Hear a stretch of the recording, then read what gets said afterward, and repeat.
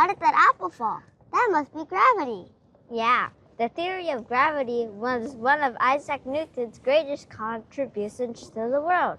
Also, he studied here at the Cambridge University on applied mathematics. Well, I'd love to learn more about this applied mathematics. Well, you're in luck. Since we're here, let's ask Professor Hansen, who teaches the study of applied mathematics. Oh yeah, let's go!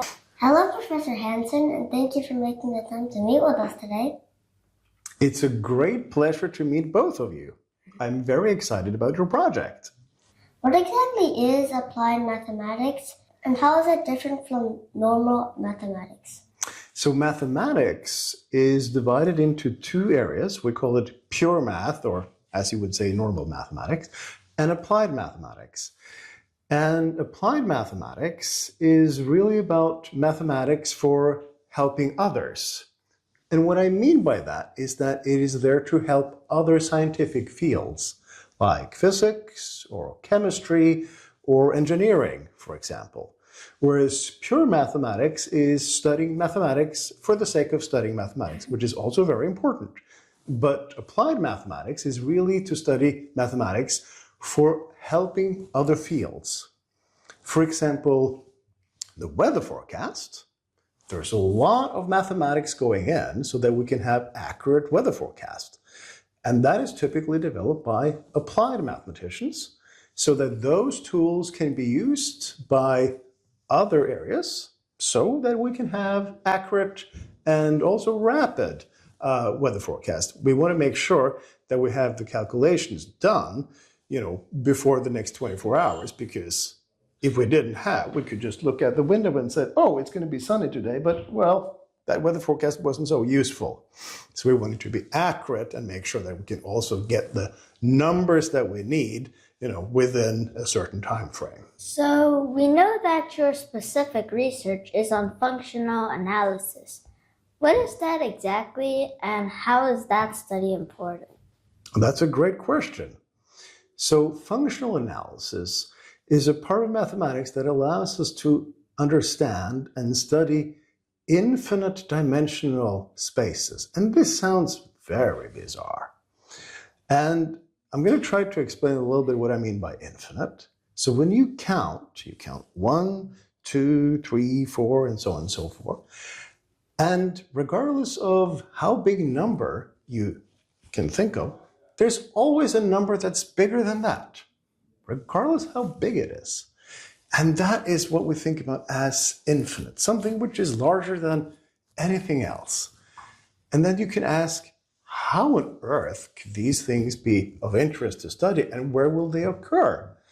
So for example, in quantum mechanics, this is an area of physics for which one studies the tiniest particles in the universe. And one needs these tools from functional analysis to study that area. And another area, which I can talk about a little later on, is magnetic resonance imaging in MRI. Because I know, because I've seen your webpage, and you had a really nice interview with a radiologist. And radiologists are looking at images that come from an MRI machine. And what is happening inside an MRI machine can be studied with tools from functional analysis. How can this research be useful in our daily lives, and how can we benefit from it? And that's also a very good question. So as I mentioned, the MRI machine is a very useful tool for radiologists. And what is happening in this MRI machine is that it's able to take sort of a photograph of the inside of the body, which sounds, incredible. And what is happening in that MRI machine is a very delicate quantum mechanical phenomenon. And it is not like a standard photograph. So what comes out of the machine is something which is completely incomprehensible to the human eye. And that, with mathematical tools from functional analysis, one can decode that so that it becomes an image. And then the radiologist can look at that image and say, oh, there might be a cancer tumor here. Or you might be completely well. You can go home and sleep soundly. So that is one example of an area for which is highly beneficial in general. So, as AI keeps growing and developing, will it be able to do applied mathematics all by itself? Oh, that is also one of the big questions these days. This is a very pertinent question. If it actually ever reaches the level of human intelligence, absolutely, it might be able to do that on its own. And I don't know what will actually happen if we ever reach that situation. I really don't know. But in theory, if it will ever reach the level of human intelligence, it might be able to do things completely on its own or in collaboration with the human. But I should say now that we're still, at least now, far away from getting something which is really at the level of a professional applied or a pure mathematician. And the reason why is that we humans are good at saying, I don't know, when we don't know. But the current AIs, they don't really know how to say that. So they can say something which is completely correct once, and then it can say something which is complete nonsense. And it will say that with confidence and say, this is correct. And there's a huge difference. So if it's able to say eventually, I don't know, and also I know, which is what we humans are pretty good at sometimes, then we might have a hope. But right now, we're still far away. We read that Isaac Newton studied applied mathematics here at Cambridge, and you teach the same subject he studied here. Are there some students whose work can be impactful in Newton's future? If so, what are they? Well, it's a hard comparison to Newton because he's one of the greatest scientists that we've ever had.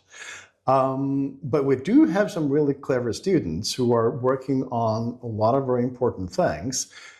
If they will ever reach the level of Newton, that has to be seen. One has very big shoes to fill when it comes to Newton. But there's a very important thing about Newton, which many of my students do share some of the same views, and that is that Newton was studying the foundations, the really core foundations of physics. And many of my students are also interested in understanding foundations, maybe not just physics, but other areas. So, for example, from King's College, we had another very important researcher, Alan Turing. And he, just like Newton, studied a lot of the foundations. In his case, it was foundations of computers.